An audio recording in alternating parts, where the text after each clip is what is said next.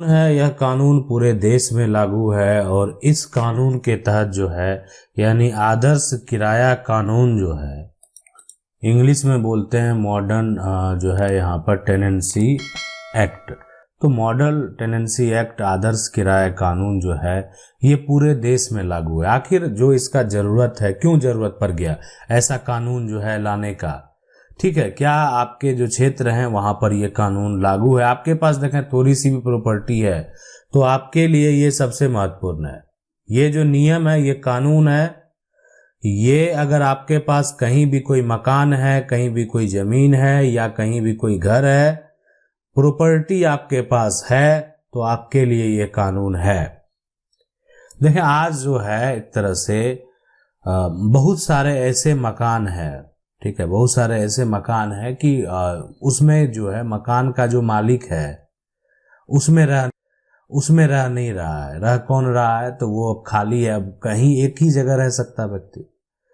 अब एक यानी मान लेते हैं कि ये और ये दोनों जो है वो एक ही मालिक का है ना, दोनों का एक मालिक है, तो दोनों में से कोई एक जगह पे ही रह सकता है। अब इसमें से मान लेते हैं इस जगह पे जो है कोई रह रहा है, ठीक है, इस पे कोई रह रहा है, मान लेते हैं कि मकान का मालिक रह रहा है, तो इसको क्या करेगा कि अब किराया लगा देगा। सही बात है ना। बहुत लोग ऐसा करते हैं कि इसको क्या करते हैं, किराया लगा देते हैं। तो किराया, इस किराया पे दे दिया गया।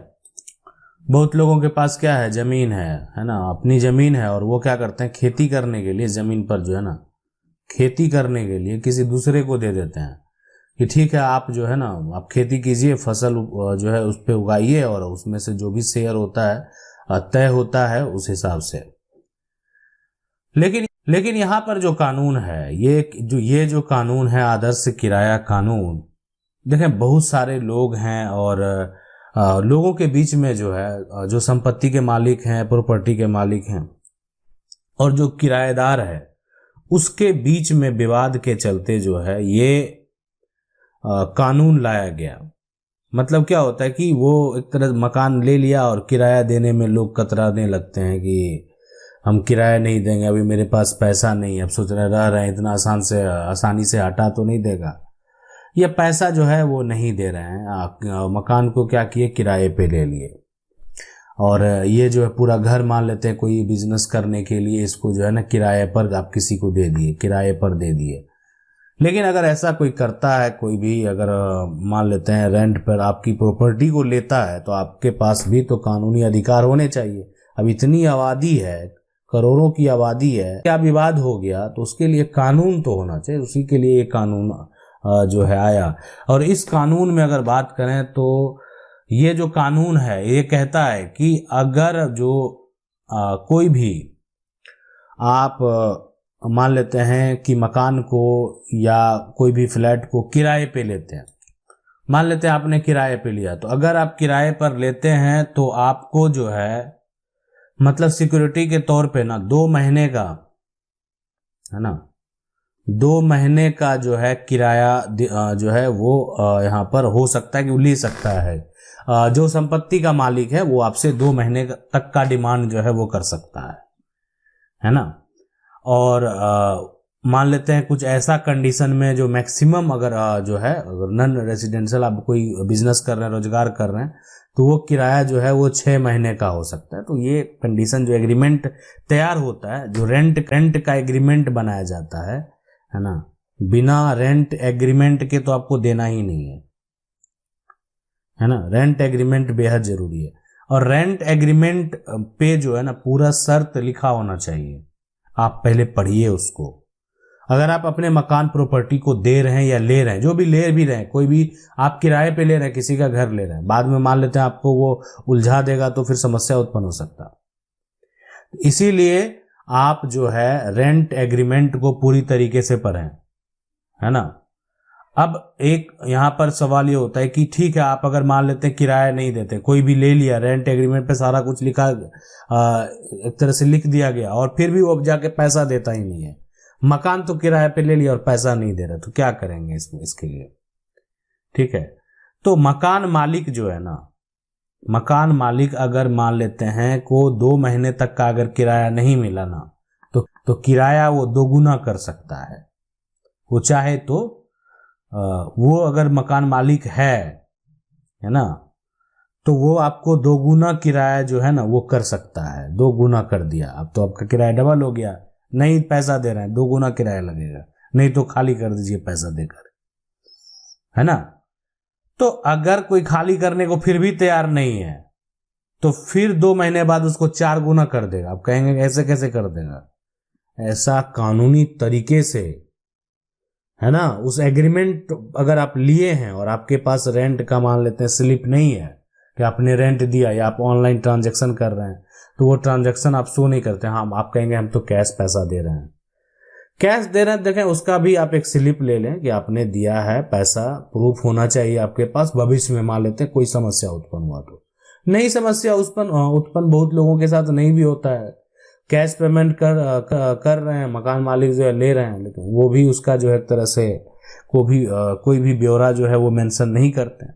सरकार से टैक्स को जो है बचाने के लिए बहुत लोग ऐसा करते हैं, जो कि सरासर गलत है। आप रेंट पे अगर दे रहे हैं तो रेंट एग्रीमेंट बेहद जरूरी है, और जो पैसा है उसका लेन देन जो है वो भी पूरा मेंशन होना चाहिए। आप अगर रेंट एग्रीमेंट देंगे तो एग्रीमेंट दे रहे हैं तो आपको पैसा तो मिल रहा होगा, वो पैसा का अगर आप ब्यौरा मेंशन नहीं करते हैं, आप सरकार को टैक्स नहीं देंगे, तो फिर तो समस्या उत्पन्न हो जाएगा। तो ये आप कभी भी ये सवाल किया जा सकता है कि आपने रेंट एग्रीमेंट बनाया लेकिन आप उस पैसे का कोई ब्यौरा नहीं है।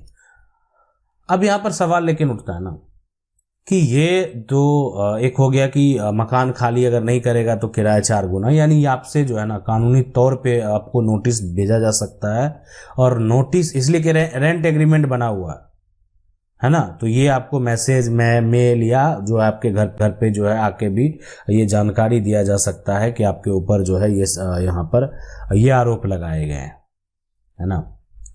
अब यहाँ पर है कि अगर जो किराया है वो तो तभी 2 महीना का अगर नहीं देता है तभी उसको निकाला जा सकता है, अन्यथा नहीं। लेकिन अगर जो रेंट का एग्रीमेंट बन गया तो उसका जो टाइम पीरियड है ना, उस टाइम पीरियड में आप किराएदार को जो है नहीं निकाल सकते हैं। कुछ टर्म एंड कंडीशन है के अलावा आप जो है कोई भी तरीके से आप कहेंगे कि आप किराएदार को खाली कर दीजिए, तो ये पॉसिबल नहीं है। आपको तो आपने एग्रीमेंट, वो तो एग्रीमेंट बनाया ना, वो तो एग्रीमेंट पे है, अपने टाइम पे है। हाँ, एग्रीमेंट का टाइम पूरा होने के बाद एग्रीमेंट अगर रेन्युअल नहीं होता है तो फिर जो है वो कभी भी आप उससे खाली करवा सकते हैं और खाली कहने को जो है बोल सकते हैं। लेकिन यहाँ पर कुछ अधिकार हैं और जो देखभाल है वो किराएदार और मकान मालिक के लिए भी नियम बनाए गए हैं। तो अगर देखें, बात करें यहाँ पर कि जो मकान का मालिक है ना, मकान का मालिक, उसको क्या यहाँ पर अधिकार है। तो सबसे पहले अगर बात करें तो अगर मान लेते हैं कि अगर दीवार जो है ना ये इस पे कलर फिर कराना है, ठीक है, तो यहाँ पर कलर करवाने का काम दोबारा जो है मकान मालिक का होगा, ये किराएदार नहीं करवाएगा, ये आपकी जिम्मेवारी है। अगर मान लेते हैं दरवाजा जो है उसमें यहाँ पर दरवाजा में भी अगर कलर करवाना है ना, कलर है तो ये जरूरत है तो ये मकान मालिक की जिम्मेवारी है। तो पेंटिंग वगैरह जो भी है। अब है कि यहाँ पर किराएदार का क्या होगा, तो किराएदार की अगर बात करें, है ना, तो सबसे पहले जो स्विच है ना, अगर स्विच खराब हो जाता है, आप लंबे समय से रह रहे हैं, स्विच खराब हो गया, उसके बाद जो कर रहे हैं तो नाली की सफाई अगर करनी है मान लेते हैं, तो ये सारा काम जो है ना, ये सारा रख रखाव जो है, ठीक है, ये किराएदार का होगा। मतलब स्विच खराब कर दिया, अब ठीक है, आपने लोड दिया, आपने खराब किया, आपको तो सही ढंग से मिला था, आपको उसी रूप में रिटर्न करना है, ठीक है। लेकिन ये जो है एक तरह से दोनों को अलग अलग कर दिया गया है। किराएदार अगर आप हैं तो आपको ये सारा कुछ जो है वो देखना होगा। एक तरह से किसी भी खिड़की का मान लेते हैं आप, कांच है उसका कुछ भी तोड़ देते हैं तो वो बदलना होगा आपको। या मान लेते हैं कि दरवाजा जो है उसमें या और कहीं भी किसी प्रकार का कोई भी छोटा मोटा अगर जो है वो लूज हो गया, स्क्रू खुल गया, तो ये सारा कुछ जो है आपको कराना होगा, किराएदार को कराना होगा, ठीक है। ये सारा कुछ जो होता है वो रेंट एग्रीमेंट में मेंशन कर दिया जाता है। और रेंट एग्रीमेंट में मेंशन करने के बाद जो है उस आधार है उस आधार पे फॉलो करना होता है। अगर आप फॉलो नहीं करेंगे तो जो मकान मालिक हैं उसके द्वारा कानूनी कार्रवाई भी किया जा सकता है। आशा करते हैं वीडियो अच्छा लगा होगा। वीडियो को लाइक जरूर कर दें। चैनल को पहली बार देख रहे हैं, सब्सक्राइब करके जो बेल आइकन है उसको जरूर दबा